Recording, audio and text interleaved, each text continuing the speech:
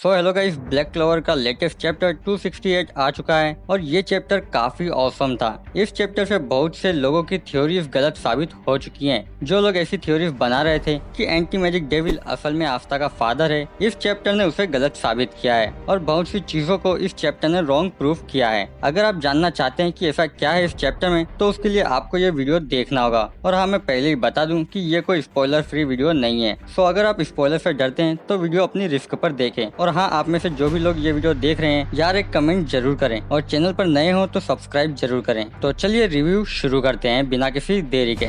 तो चैप्टर की शुरुआत में हम आस्था को ये कहते हुए देखते हैं कि सभी डेविल्स बुरे नहीं होते और उसके बाद हमें डेविल्स की छोटी सी हिस्ट्री दिखाई जाती है, जिसमें दिखाया जाता है कि डेविल्स अपनी जिंदगी की शुरुआत आफ्टर वर्ल्ड से करते हैं। आफ्टर वर्ल्ड एक ऐसी दुनिया जहाँ हाई रैंक्स वाले डेविल अपने से लोअर रैंक्स वाले डेविल को बुली करते हैं और लोअर रैंक्स वाले अपने से भी लो रैंक वाले को बुली करते हैं और अपना फ्रस्ट्रेशन निकालते हैं। रैंक्स डेविल के जन्म से ही डिसाइडेड होती हैं और इसे चेंज करने का कोई रास्ता नहीं है। अगर आप लो रैंक के हैं तो आप लो ही रैंक के रहेंगे, चाहे आप कितने भी पावरफुल हो जाएं, आपकी रैंक नहीं बढ़ेगी। इसके बाद हम एंटी मैजिक डेविल के बारे में जानते हैं और हमें पता चलता है कि एंटी मैजिक डेविल बिना माना के जन्म लेता है, यानी कि बिल्कुल आस्था की तरह, और इसीलिए ये सबसे लोवेस्ट रैंक का डेविल था। और ऐसा कोई दिन नहीं जाता था जब इसे दूसरे डेविल्स बुली ना करें और इसका खून ना निकले। और डेविल्स के इस वर्ल्ड में इंसानों के साथ खेलना सबसे बड़ा एंटरटेनमेंट माना जाता था। हर कोई इंसानों की दुनिया में जाना चाहता था। अब यहाँ इंसानों के साथ खेलने से मेरा मतलब नॉर्मल खेल से नहीं है, आप लोग समझ गए होंगे। एंटी मैजिक डेविल की दास्तां में हम देखते हैं एक दिन जब कुछ डेविल्स बुरे मूड में थे तो सबने उसे उठाकर आफ्टर वर्ल्ड के गेट में फेंक दिया, ये सोचकर कि ये गेट से टकराकर इसकी बॉडी के टुकड़े टुकड़े हो जाएंगे। लेकिन क्योंकि उसके पास कोई माना नहीं था, इसलिए वो गेट के पार चला गया और इंसानी दुनिया में पहुंच गया। पर उसकी इंसानों से कोई दुश्मनी नहीं थी, ना ही वो उनसे नफरत करता था। पर वो सोचता है कि शायद ऐसा इसलिए क्योंकि वो खुद भी कमजोर है, या उसके पास कोई माना नहीं है, या वो पहले से ही थक चुका है। पर क्योंकि वो एक डेविल था तो इंसान उससे डरते थे और नफरत करते थे। इंसान उसे देखकर चिल्लाने लगे। वो चिल्ला कर मैजिक नाइट्स को बुलाने लगे और कुछ powerful magic knights anti magic devil के पीछे पड़ जाते हैं। वो डर कर भागने लगता है और तब तक भागता रहता है जब तक वो थक कर कहीं गिर ना गया हो। उसे लगने लगा कि बस अब यही उसका अंत है, आखिरकार उसकी इस घटिया जिंदगी का अब अंत हो जाएगा। पर जब वो अपनी आंखें खोलता है तो वो देखता है कि वो किसी घर में है और उसके सामने एक लड़की है जो कह रही होती है, ओह तुम उठ गए,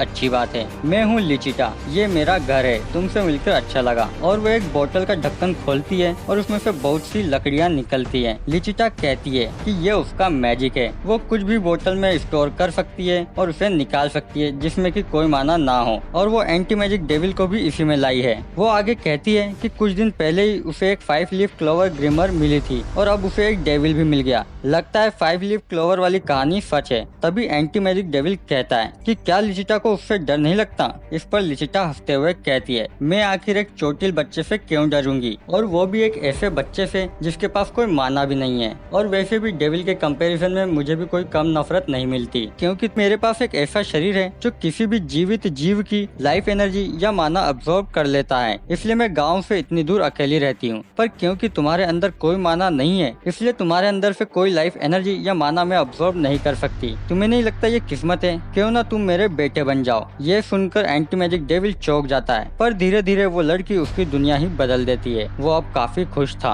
अब उसे उस लड़की के साथ अच्छा लगने लगा था, और यही नहीं, लिचिटा को भी अब अकेले नहीं रहना पड़ता था। दोनों की जिंदगी काफी अच्छी चल रही थी। पर एक दिन कुछ ऐसा हुआ जिसने इनकी जिंदगी बदल दी। एक दिन लिचिटा एंटी मैजिक डेविल से कहती है कि मुझे दुख से बाहर निकालकर तुमने मेरा अकेलापन दूर किया है, उसके लिए शुक्रिया रिबे। रिबे यही वो नाम है जो लिचिटो ने एंटी मैजिक डेविल को दिया था। रिबे भी लिचिटा को मॉम कहकर पुकारने ही वाला था कि अचानक उसका सर दुखता है। वो सर पकड़कर दर्द से चिल्ला रहा होता है। लिचिटा कहती है, क्या हुआ रिबे? पर रिबे कहता है, मैं हूँ लूसीफेरो। और हम देखते हैं कि रिबे के चेहरे पर आधा चेहरा लूसीफेरो का होता है। लूसीफेरो कहता है कि बिना इंसानी कॉन्ट्रैक्ट के ह्यूमन वर्ल्ड में डेविल नहीं रह सकते, लेकिन अब उसे टाइम पास करने का जरिया मिल गया है। वो रिबे के शरीर पर कब्जा करके कोई रास्ता ढूंढ लेगा जिससे वो अपना शरीर भी यहाँ ला सके। रिबे अपने शरीर पर कंट्रोल करने की कोशिश करता है पर वो नहीं कर पाता। तभी लिचिटा लूसीफेरो को पकड़ती है और कहती है कि रिबे के शरीर से बाहर निकलो, लेकिन लूसीफेरो कहता है बेवकूफ इंसान, इस कंडीशन में होने के बावजूद भी भले ही मैं अपनी पूरी पावर यूज ना कर सकूं, लेकिन तुम जैसे को तो हरा ही सकता हूं। लेकिन तभी लूसीफेरो को पता चलता है कि उसका जो माना है वो अब्सॉर्ब हो रहा है और उसे पता चलता है कि ये लड़की उसका माना अब्सॉर्ब कर रही है। लूसीफेरो कहता है रुक जाओ, लेकिन लिचिटा कहती है कि मैं दोबारा ऐसा नहीं होने दूंगी। तभी हमें थोड़ी से उसके पास्ट की कुछ झलकें दिखती हैं और लिचिटा आगे कहती है मैं तुम्हें इस बच्चे को नहीं ले जाने दूंगी, और लिचिटा आगे कहती है तुम इस बच्चे को नहीं ले सकते।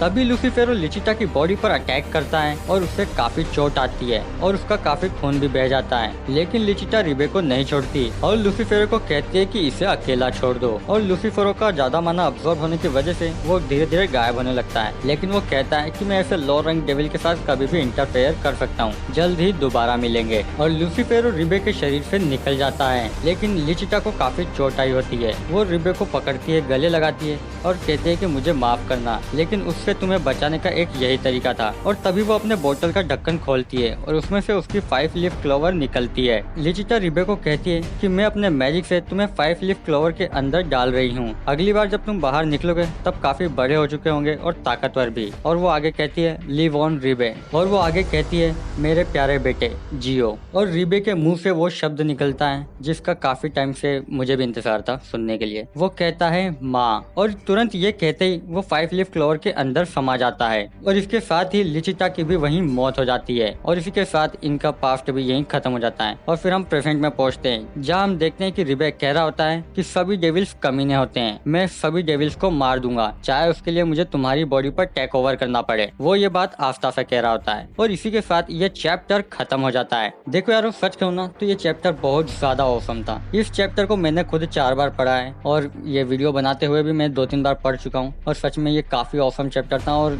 इसने सच में यार मेरी आंखों में आंसू ला दिए। मतलब रिबे की पास्ट स्टोरी इतनी सैड थी कि मतलब मैं अपने आंसू तक कंट्रोल नहीं कर पाया यार। मतलब एक मांगा से यार आंसू ला देना, इतनी क्रिएटिविटी आर्टिस्ट के अंदर भाई।